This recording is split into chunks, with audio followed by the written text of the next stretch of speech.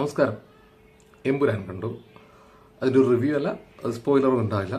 അതിൻ്റെ ഒരു പ്രാഥമികമായിട്ടുള്ള ഒരു വിലയിരുത്തൽ മാത്രമാണ് ഉദ്ദേശിക്കുന്നത്. പടം മലയാളത്തിലെ ഏറ്റവും കാശുവാരി പടമായിരിക്കും എന്ന് തന്നെയാണ് പ്രതീക്ഷ. പ്രേക്ഷകരെ തൃപ്തിപ്പെടുത്താൻ പറ്റുന്ന എല്ലാ തരത്തിലുള്ള ഘടകങ്ങളും ഉൾക്കൊള്ളിച്ചുകൊണ്ടാണ് പൃഥ്വിരാജ് ഇത് ഡയറക്റ്റ് ചെയ്തിരിക്കുന്നത്. പ്രത്യേകിച്ച് പറയേണ്ട അതിൻ്റെ സിനിമാറ്റോഗ്രാഫി, ഡയറക്ഷൻ, തിരക്കഥയിലാണ് നമുക്ക് പലതരത്തിലുള്ള അഭിപ്രായ വ്യത്യാസങ്ങൾ ഉണ്ടാവാൻ സാധ്യതയുള്ളത്. തിരക്കഥ പടത്തിന്റെ അന്തസത്തെ കീപ്പ് ചെയ്യുന്ന രീതിയിൽ പോകുന്നുണ്ടെങ്കിലും അത് വളരെ അധികം രാഷ്ട്രീയപരമായിട്ട് വിശകലനത്തിന് വിധേയമാക്കപ്പെടും, ഇപ്പോഴല്ലെങ്കിൽ പിന്നീടാണെങ്കിലും. പടം പ്രേക്ഷകരെ കംപ്ലീറ്റ് ആയിട്ട് എന്റർടൈൻ ചെയ്യുന്നുണ്ട്.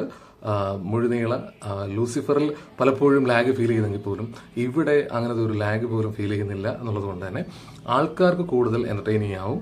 ആ പടത്തിന്റെ മുഴുവൻ സ്പിരിറ്റിനെ ഉൾക്കൊണ്ടുകൊണ്ട് ആ തിയേറ്ററിൽ ഫുൾ ടൈം ചിലവഴിക്കാൻ വേണ്ടിയിട്ട് പ്രേക്ഷകർക്ക് സാധിക്കുന്നുണ്ട്. രാഷ്ട്രീയം എന്ന് പറയുമ്പോൾ അതിന്റെ തിരക്കഥയെ ആണ് നമ്മൾ ആശ്രയിക്കേണ്ടത്. തിരക്കഥ എന്ന് പറയുമ്പോൾ പ്രഥമ ദൃഷ്ടിയെ പറഞ്ഞു കഴിഞ്ഞാൽ ഒരു ഷാജൻ സ്കറിയ ഒരു സിനിമയ്ക്ക് തിരക്കഥ എഴുതിയാൽ എങ്ങനെ ഇരിക്കും എന്നുള്ളതിനെയാണ്. അതുപോലെയാണ് ഒരു പൊളിറ്റിക്സിനെയും ഇന്റർനാഷണൽ പൊളിറ്റിക്സിനെയും ഒക്കെ അദ്ദേഹം മുരളി ഗോപി ഇതിനകത്ത് കൂടെ പറയാൻ ശ്രമിക്കുന്നത് എന്നുള്ളതാണ്. അത് പലപ്പോഴും വിമർശന വിധേയമാക്കപ്പെടും. അദ്ദേഹത്തിന്റെ എപ്പോഴും റൈറ്റിങ്ങിലുള്ള ഒരു റൈറ്റ് വിങ് പ്രൊപ്പഗണ്ടയെ പരമാവധി പ്രചരിപ്പിക്കുന്ന തരത്തിലുള്ള ഒരു ആന്റി ലെഫ്റ്റിസ്റ്റ് ആയിട്ടുള്ള, അതേസമയം പൊളിറ്റിക്കൽ ഹിന്ദു എന്ന് പറയുന്നതിനെ വിമർശിക്കപ്പെടുകയും അതേസമയം അങ്ങനെയല്ല, ഹിന്ദുത്വ എന്ന് പറയുന്ന ഒരു കൺസെപ്റ്റിനെ വളരെയധികം വിമർശിക്കപ്പെടാതിരിക്കുകയും ചെയ്യുന്ന തരത്തിലുള്ള ഒരു റൈറ്റിംഗാണ് മുരളി ഗോപി സ്വീകരിച്ചിട്ടുള്ളത്. അത് തന്നെയാണ് ഈ സിനിമയിലും മുഴുനീള കാഴ്ചവെച്ചിരിക്കുന്നത്. ബാക്ക്ഗ്രൗണ്ട് സ്കോറിംഗ് ഒക്കെ ഈ സിനിമയ്ക്ക് ചേരുന്ന തരത്തിൽ തന്നെയാണ് ചെയ്തിരിക്കുന്നതെങ്കിലും ഒരു വലിയ ഒരു അപ്രീസിയേഷൻ കിട്ടുന്ന തരത്തിലേക്ക് ദീപക് ദേവ് ചെയ്തിട്ടില്ല എന്ന് വേണം പറയാം. പക്ഷെ മ്യൂസിക്, പ്രത്യേകിച്ച് ഉഷാ ഉദിപ്പിന്റെ ആ സൗണ്ട് വളരെയധികം സ്വീകാര്യമായിട്ടുള്ള രീതിയിൽ പോലും അദ്ദേഹം ചൂസ് ചെയ്ത് അദ്ദേഹം പ്രസന്റ് ചെയ്തിട്ടുണ്ട് എന്നുള്ളതാണ്. സ്കോറിംഗ് പൊതുവെ പറയുമ്പോൾ നമ്മൾ ഈ പറയുന്ന പോലെ അനിരുദ്ധ അല്ലെങ്കിൽ ഈവൻ മലയാളത്തിൽ പോലും സുഷിൻ ശ്യാമൊക്കെ ചെയ്യുന്നത് പോലെ ഒരു സ്വാഗ് ഫീൽ കിട്ടുന്ന തരത്തിലുള്ള ഒരു BGM അല്ലെങ്കിൽ സ്കോറിങ് കിട്ടിയിട്ടില്ല എന്ന് പറയേണ്ടി വരും. പക്ഷേ എങ്കിലും ഈ പടത്തിന് യോജിച്ച രീതിയിൽ ചെയ്തിട്ടുണ്ട്.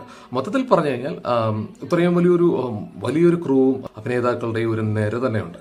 പലപ്പോഴും ഇവരുടെ അഭിനേതാക്കളുടെ ക്യാരക്ടറുകളെ എങ്ങനെ കൊണ്ടുപോകുക എന്നുള്ളത് തന്നെ ബുദ്ധിമുട്ടാണ്. ഓൾറെഡി ഫസ്റ്റ് ലൂസിഫറിൽ കാണുന്നത് പോലെ തന്നെ ഒരു എല്ലാവർക്കും ഒരു യോജിപ്പ് കിട്ടുന്ന രീതിയിലേക്ക് കൊണ്ടുപോകാൻ കഴിഞ്ഞിട്ടില്ല. അതേപോലെ തന്നെ സെയിം അതേ രീതിയിൽ തന്നെ നമുക്ക് ഈ എമ്പുരാനിലും അങ്ങനത്തെ ഒരു എല്ലാ ക്യാരക്ടറിനെയും ഒരേ കണക്ട് ചെയ്ത് കൊണ്ടുപോകുന്ന രീതിയിലേക്ക് കൊണ്ടുപോകാനൊന്നും കഴിഞ്ഞിട്ടില്ലെങ്കിൽ പോലും ഈ അടുത്ത പാർട്ട് വരുമ്പോൾ അത് കുറച്ചുകൂടെ മെച്ചപ്പെടും എന്ന് പ്രതീക്ഷിക്കാം. പക്ഷെ മൊത്തത്തിൽ ഈ പറഞ്ഞ പോലെ പ്രേക്ഷകർക്ക് സ്വീകാര്യമായിരിക്കും. ഒരു തിയേറ്ററിൽ ഓളം ഉണ്ടാക്കുന്ന തരത്തിൽ സ്വീകരിക്കപ്പെടും. അതുകൊണ്ട് തന്നെ മലയാളത്തിലെ ഏറ്റവും വലിയ കാശുവാരി പടമായിരിക്കും നിലവിൽ എമ്പുരാൻ എന്നാണ് പ്രതീക്ഷിക്കപ്പെടുന്നത്. ഇത്രയും മാത്രമേ ഉള്ളൂ. സ്പോയിലേഴ്സ് ഒന്നുമില്ല. ബാക്കി കാര്യങ്ങൾ രാഷ്ട്രീയപരമായിട്ടുള്ള വിശകലനങ്ങളൊക്കെ പിന്നീട് എപ്പോഴെങ്കിലും ചെയ്യാമെന്ന് പ്രതീക്ഷിക്കുന്നു. ബൈ.